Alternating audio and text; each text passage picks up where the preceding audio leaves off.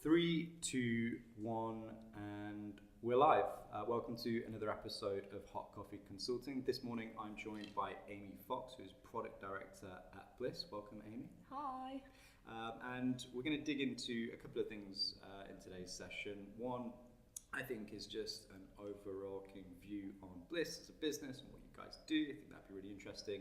And then, coincidentally, there was a Digiday article that came out a couple of days ago that spoke about location data specifically and that entire ecosystem. We'd had this booked in for a couple of weeks, so it is a happy coincidence, but I thought, seeing as you're here, we'd dig into that a little bit, unpack it, and figure out whether or not that article is accurate, whether or not there are providers in the marketplace, such as Blis, that are doing anything about the location data ecosystem. So Definitely, sounds good. Get cracking. So talk to me a little bit about you and your role and how you came to Blis. Gosh, I have been working at Blis for 7 years, or just over 7 years, so a very long time. I was very fortunate to get an internship there when I was much younger, straight out of university, and I have grown with the business over the last 7 years, and we were only really 10 people when I joined. Don't usually find that kind of loyalty. I know, it's a very long time. There's about 200, 250 of us now globally, so a huge amount of expansion and growth over the last 7 years, and I think probably that's what keeps everything interesting, is because every year the business is evolving and changing what we're doing. We've got new markets to tackle, and the role's changing almost every other day. Challenges and obviously benefits of that. I run the product department, so I focus on helping the business look at what we should be doing both today and in the next 6 to 12 months, focusing on, I guess, both what to do and what not to do, which is very difficult in this industry because there's obviously a lot of moving parts and you always want to be involved in all of them. So, one of the things that we have to try and do is hone our focus in on what really, really matters to us and what we can bring to our clients that's exciting or different. Which makes sense because, it's been a while now, but when I was working on the SaaS side of the business, working with Load2Me and their data management platform, one of the biggest things that we had to contend with was the limited resources that we had and matching that off against the almost unlimited requirements of the market. And like you said, figuring out what you wanted to do and how you wanted to invest your time and what you would potentially sacrifice the opportunity cost of doing that. Yeah, and that's never an easy decision, is it? And I think, what Blis has always done is from, before I joined even, Blis was always a location business. That's all location technology company. Back in the day, maybe 10 years ago, we were sort of focused around Bluetooth when Bluetooth was big, when smartphones were not as big, and when RTB and open market buying wasn't big, when the data industry was probably nothing like it is today. But it was all about, for example, hyperlocal advertising, which was around bus stops and Bluetooth chips being inside bus stop billboards and being able to tie together mobile phone behaviour with bus stop billboards in a very antiquated way now, technology speaking. But that's almost even when I joined, that was always our bread and butter, and I think that's what's helped us throughout the last few years is evolve around what our product offerings are and how we help clients and how we can position something. But fundamentally, at the core of our technology is always sat the ability to locate or understand how location technology works and understand where consumers are and how to use that data in a way that's responsible, that's useful, how to clean it, how to scale it, etc. So how does that then manifest into those different products and services that are currently available in the market today? What's Blis's main line of business? So we've evolved quite a lot over the years. We started up very heavily in the media space, advertising ecosystem. We built our own DSP technology a long time ago, and have been delivering campaigns for clients and deals for clients for probably since day one. We've evolved now into a data business as well, so we work both on the media ecosystem and the data ecosystem. So we sell data, we sell media. We try to be fairly agnostic with what we do. What we do that's common across both is we sell location data and location media, or location powered media. And so let's talk a little bit about one of your core solutions, which is focused on the collection, but then the normalization and cleaning of different location signals that you may receive from the market. Because we had a conversation about this several weeks ago, and I found it incredibly interesting. I'm thinking about where best best to start because there's so much that you could pack into this discussion. But maybe if you could just give a really high-level overview on how you and other location data providers receive some of these location-based signals from publishers, and then we can maybe go from there. Yeah. So I think, I'll go back to the very bottom end of the funnel, which is where data is generated in the first place. So, all location data is generated largely by mobile phones out on the move, making sense. Largely the most valuable data in the market is GPS source data, the data that's fueling, your everyday Uber, your Google Maps accounts, etc. So the most accurate form of being able to geolocate somebody is GPS data. Most other sources of data are nowhere near as accurate or not quite good enough for hyperlocal, so to speak. So it goes right back to sort of what people are doing with their phones when they're out and about. GPS chips, for example, don't even exist inside laptops, so it's not really a thing in the laptop desktop ecosystem, and you're never going to take a desktop out with you, so it makes sense. And I guess that technology is embedded inside the mobile phone, and then you get to the relationship between the mobile phone and the individual apps and publishers that are on the phone, and which apps and which publishers have permission to or to not to use location data. And that's a really, really important factor here, because anyone as a consumer, when you download a new app on your phone, say you download Trainline, the very first time you do it, you have to give an app permission to use your location data or not. If you choose not to allow it to use it, then the app or the publisher has absolutely no right or technical permission to query the GPS chip in your phone. You're essentially denying them the ability to do that, which is really important, because when that happens, then that publisher can't really partake in selling and passing on data, etc. It's generally much wider spread in the app ecosystem, and that's not really a technical restriction, but it's due to the fact that the way that in-apps behave with consumers is you ask that question, can I use your location data one time, in my Trainline example, and you say yes, and then your app in its walled garden mode remembers your settings for the rest of its ecosystem, unless you cancel the app and download it again. Largely every time you use it, it will remember those settings and keep it consistent. If you go onto a browser like Safari or Chrome and you go onto trainline.com, you'll get the same behavior. You'll get prompted with a pop-up saying, can I use your location, yes or no?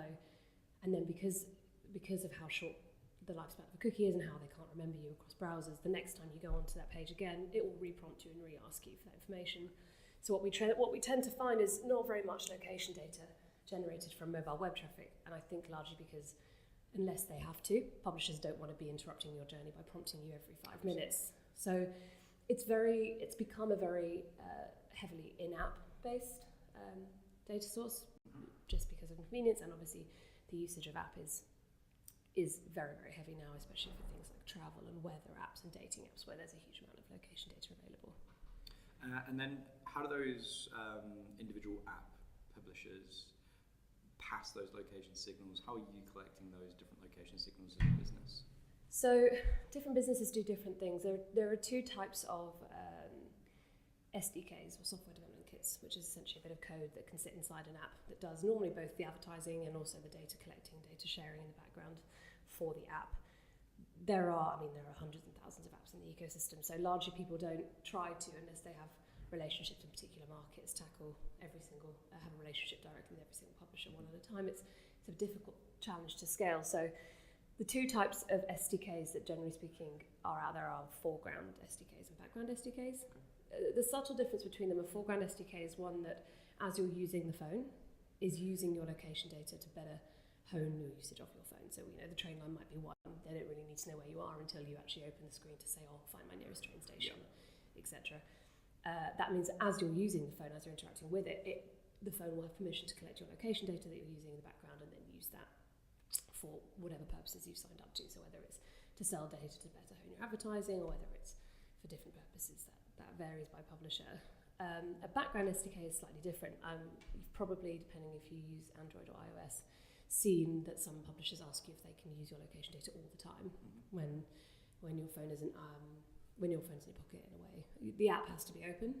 That's one of the restrictions. So obviously, if you close your apps, which some people do religiously, I never ever do. So probably really guilty of passing data all over the place, but they will continuously pass data at regular intervals in the background, even when your phone's in your pocket. So different sort of data collection technologies, and generally speaking, how you integrate with those two data sources are slightly different. You can work with, obviously, publishers directly. We at Blis have our own SDK. A lot of companies in the location data space do. That will basically mean we will proactively go out to major publishers in the different markets we're interested in, especially the data publishers, so ones that pass good location data, and say to them, look, we want to be we're partnered with you, we want to buy data from you. In which case, there's a sort of fairly long sales cycle of trying to convince the publishers that it will work both ways, and then they have to embed our SDK inside their ecosystem. So a lot of these different location signals are collected via an SDK directly on the publisher app. Some are also passed, as I understand it, through bidstream information. Yes, I mean, you can receive data in different ways. You can receive data from partnerships as well, so not always SDK partners. There are, so they used to be beacon networks, but now they're sort of location aggregating networks who partner with publishers directly, and they act as a middleman. And they'll largely, they've done all the hard work of integrating all the partners locally. You just have a partnership with that and then they'll pass you the data on a daily basis or on a monthly basis, however you need to use it for. Then you can also receive data directly from the advertising ecosystem. So I think the value in bidstream or in the advertising side of things is that the data that comes through your systems is real time, and it's coming through immediately in milliseconds almost. So to make a buying decision, if you think about the buying side of the industry, about I want to serve an ad to someone because they happen to be just around the corner from McDonald's right now, in order to make that decision, you largely have to have that piece of information come through in real time. Yeah. The only way that can really happen is if you're getting the data through the bidstream, which is feeding into your buying opportunities in real time. So very valuable. So you've got these different ways of passing, or collecting and then passing audience signals, location signals. You as an organisation collect a lot of these different signals and then use those signals to create data segmentation opportunities or media buying opportunities. But before you do that, there's a process, I believe, that you undertake to help to clean and to help to remove a lot of the so-called fraudulent or non-legitimate location-based signals, which I believe that process has a name, but yes, we call it smart pin at Blis because it's smart in theory. Most location technology companies will have something like this, or should at least have something like this. Otherwise, I would be really concerned. And it's interesting. So whatever source you're buying data from, unfortunately, there are always players in the market who have understood that there's a lot of value in data, in location data in particular. I know that an average CPM for a inbound request with location data attached to it can be almost double that of one without. So the location industry in general, the audience segmentation industry, has really boomed over the last few years, and naturally so has then the value attached to that. And that's just because people on the buy side are particularly interested in targeting and acquiring impressions that are somewhat focused towards a particular location. I think so. And I think location used to be all about what we commonly call proximity, which is, I'm near a store right now. And I think the idea that someone's walking around Tesco's and they're served an ad for Sainsbury's saying, loaf of bread is 3p cheaper in Sainsbury's, put your basket down and come next door right now. I think that's probably how it all started, and I think people have evolved away from that concept now, and they've realised that location can be used to bundle up audience behaviours over time, and you can see some really, you can get some really interesting profiles. For example, I've got a pool of consumers who go to Arsenal Football Stadium every other weekend, so I know that they're season ticket holders, they're very keen. Fans, I also know that they go to a gym 3 times a week, or at least some kind of fitness centre 3 times a week, which means not only are they a football fan, but they're a fit, young, healthy football fan. So I'm going to target them with a Nike sports boot, because actually they're the kind of person that, unlike the older man who goes to Arsenal Football Stadium and then goes to the pub 5 times a week rather than the gym, maybe not as interested in a football boot.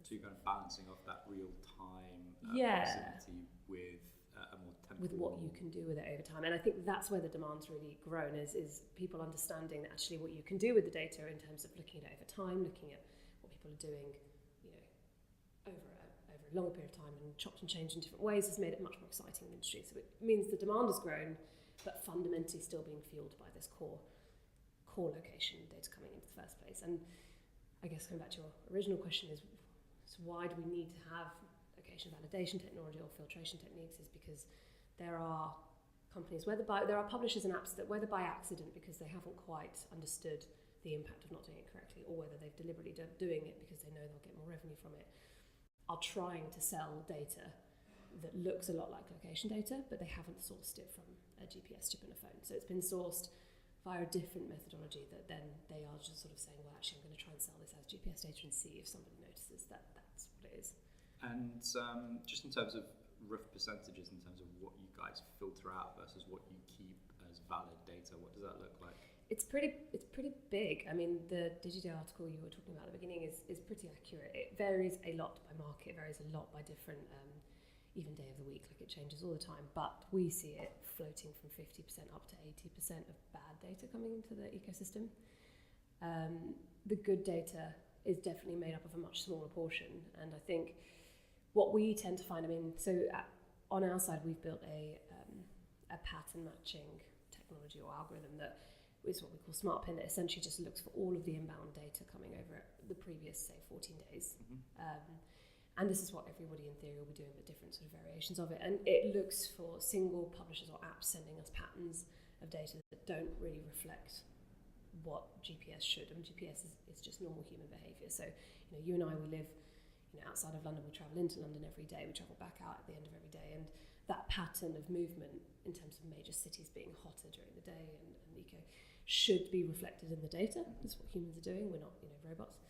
But sometimes what you get is data forming really, really strange patterns in terms of time. So you see sort of exactly the same amount of delivery or data coming through every hour of the day, which is a little bit weird because I sleep a few hours a day. Yep. Hopefully everyone does.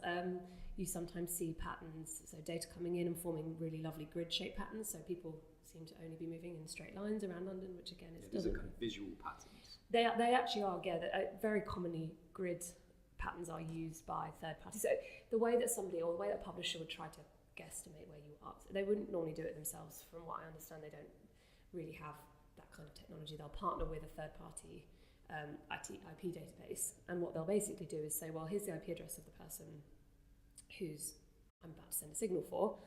Do you have any idea where they could be?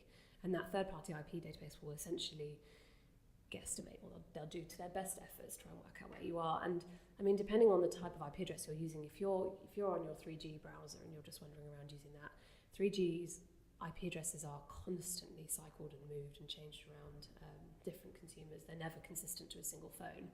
So there's no way anybody could know, even your provider, from your IP address cannot know where you are at any given time. So these third-party IP networks, they largely guess. So, one example might be one major telco's headquarters might be in Birmingham and all their servers might be in Birmingham in a big warehouse. They might just go, yeah, this is the point we think this consumer's in. They're in this Birmingham server unit store. So it's not in this, that's an example of how inaccurate it could be. That's the very far end of the spectrum. And then what sometimes they try and do is they draw a grid pattern across, say, the whole of the UK, and they try and work out where they think you are nearest, which point. Again, it's at best accurate to 200, 300, 400 metres, which, if you think about a London high street, 200, 300 metres is, one tube stop to another. It's not, a gambling shop to a five-star hotel. There's a huge difference between them, so it's not accurate enough. Okay, that's really interesting. So, I mean, some of the other challenges that have faced the location data ecosystem just in the past several months have been challenges around privacy and compliance. It seems to be one of the areas that I think people think of as one of the more sensitive areas of data collection. What's your approach to making sure that you're collecting data and working with data in the most compliant fashion possible? So, I mean, I think you're right. I think even for example, GDPR in the EU, privacy and responsible data collection for location has always been very important. And I think, the permission-based, location is almost pre-GDPR across the world always been an opt-in thing. You have to consent as a consumer at some point to give your location data away before you do it. And that, funny enough, that's how the key thing that GDPR switched was actually moving everything else from an opt-out sort of methodology of, I've not said no, so you can use my information, to actually you have to proactively say yes, you may. And I, funny enough, was always thought location data has kind of always been like that. Funny enough, it's always been forcing you to interact and understand what you're doing. I think consumer awareness of what's happening, or what is being done with the data is growing quite a bit. I think you're right that that's always been something that's high on people's minds, but I think, you know, a lot of apps are fueled, their economy is fueled by the data or the advertising they're able to generate off the back of consumers using their phones. And I think there's an education piece with probably the general public about what it is that they're giving away in exchange for access to free content and to free use of websites that probably still hasn't really been addressed necessarily by the wider industry, not necessarily by the companies in play. I think we can do our best to promote awareness, but we're not really big enough consumer-facing players to do that. And I think there's probably still a gap to close there, but I think it's getting better. I think you're seeing more people talking about it. You're seeing more consumers coming around to understanding it. Does it pose any challenges for you specifically, just in the way in which you source the data? So, you know, we've spoken to some location data providers that, for instance, have said that they are trying in an iterative fashion to alter the makeup of their supply chain such that they do focus more on that SDK derived data as opposed to maybe bitstream data where the passing of consent is a little grey. Yeah, I mean, so I think with something as big as the open marketplace, which is I'm sure you can imagine difficult to police from an individual level, just because it's such a big beast. There are hundreds and thousands of publishers involved. There are dozens and dozens, hundreds of technology companies involved, and then there are thousands of brands as well on the buying side.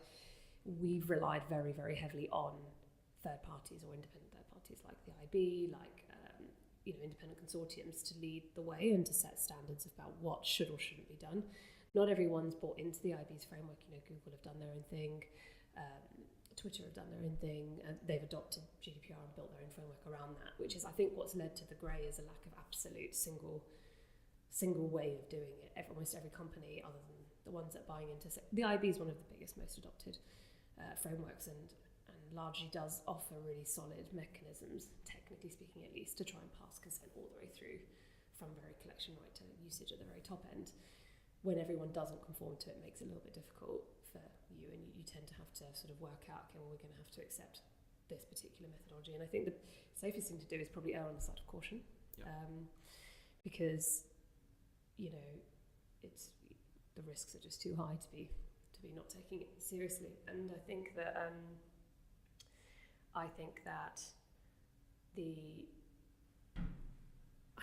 there is probably still quite a long way to go to make sure that becomes clear. I think we're not seeing the end of it. I suspect over the next 6-12 months we'll see more news and more movement on the regulation side.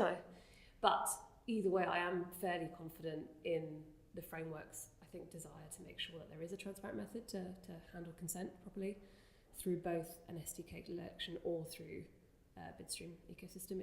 We shouldn't just assume that because the Bitstream ecosystem is so complicated it can't be done. It definitely can be done, and consent can be passed and handled responsibly from players. It just has to be adopted and taken seriously across the entire space. Okay.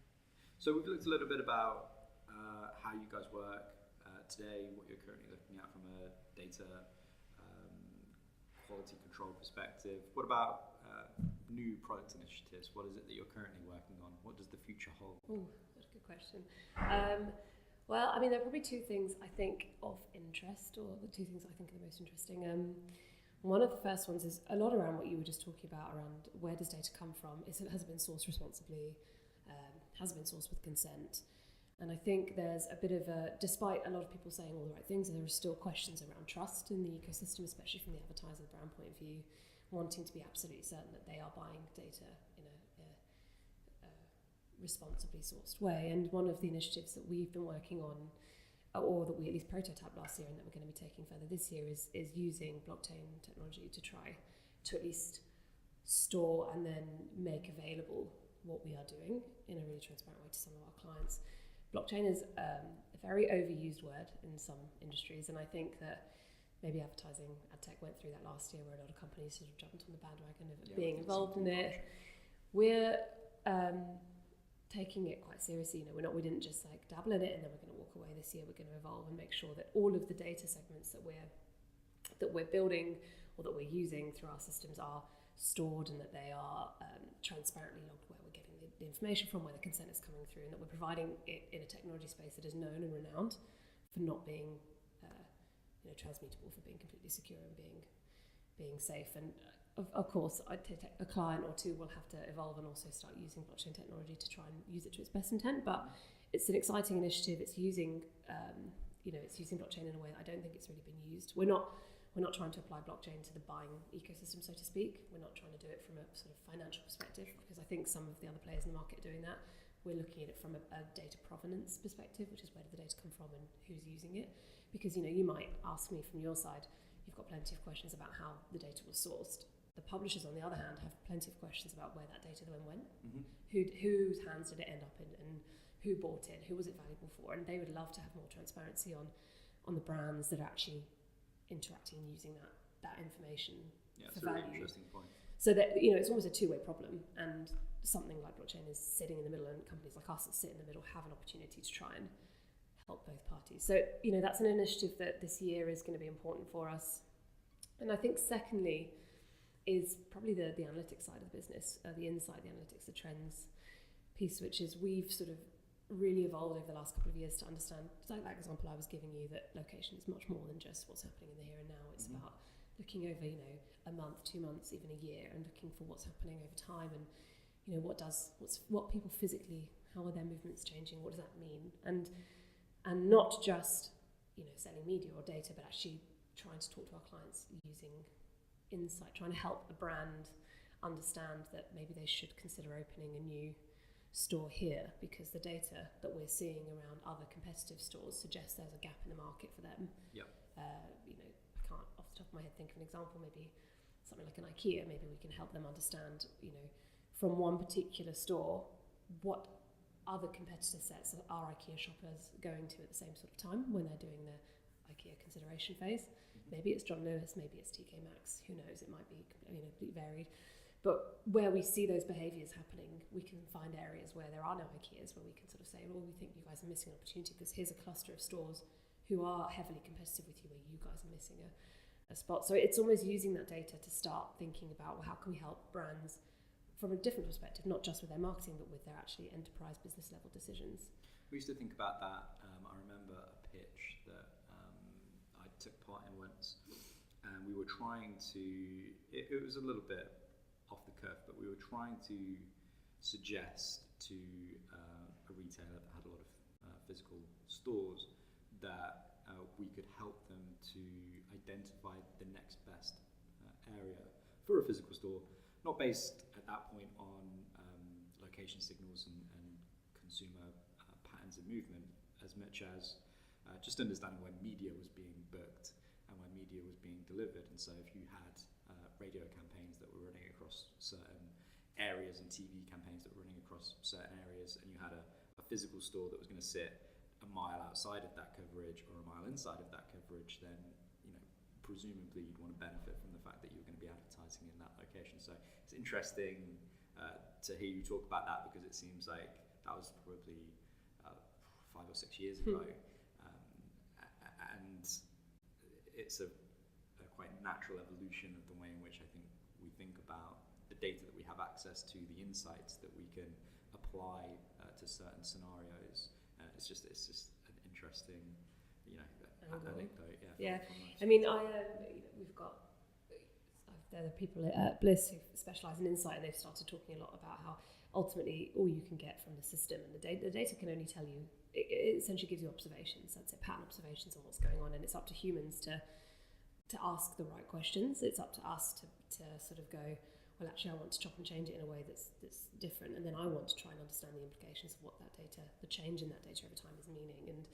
And I think that's the bit that's so interesting to me, is it's not just about here's the data, it's black and white, it's open to interpretation. It takes a human with an inquisitive mind to challenge it and to look at it, and there are different interpretations you can take from different subsets of movement data, and you can only do your best. But I find that bit really interesting, because I find that bit a little bit more creative, I suppose. It's different to things. It's evolved into a slightly more holistic view of what could those patterns mean over time. And do you see a lot of people now connecting different data sets, using location as a space, but then thinking about how that ties in with, how it ties in potentially with desktop behaviour and other types of exposure to media or whatever. Yeah, I mean, definitely a huge desire to do it. Not necessarily location as the base, more the mobile, I think. The mobile device is the base, and location, it sort of comes as part of that. I mean, there are brands that want to be able to, really understand the return on investment that they get for all of their media spend, whether it's TV, print, digital, etc. There are businesses that really want to. A company like anyone, a Starbucks on the street, you can't buy a Starbucks on your phone. For them, physically retailing what's happening in their stores is absolutely critical to them. In terms of success or not success as a business. And I think retailers like that are more likely to lean on location being the absolute centre point, because for them that's like the trigger of, we've seen someone come into a store. What did we expose them to in the outside world in terms of TV, print, out of home, media, and then which combination of that advertising actually worked? That's the holy grail for them, to connect to all. And so we are seeing some companies going down that path, or keen to go down that path. Technically, it's not an easy problem to solve, otherwise we would have probably already done it. But I think it's getting closer. I think it's getting a little bit more exciting, and I think we're seeing some initiatives start really connecting up the dots and being able to provide genuinely insightful or genuinely meaningful ROI on a much more macro level for a brand. Yeah, it certainly seems like one of the potential opportunities and potential paths to actually start to understand that omni-channel journey, that exposure. Something that we were always playing around with was the idea that you could potentially look at out-of-home sites and think about how people were traversing through those different sites, how they were being exposed to out-of-home media, which is usually one of those media categories that's written off as just being mass awareness and not necessarily attributable. So that's really interesting. Well, look, it's been an absolute pleasure. Thank you very much for coming in. You're welcome. Thanks for having having me.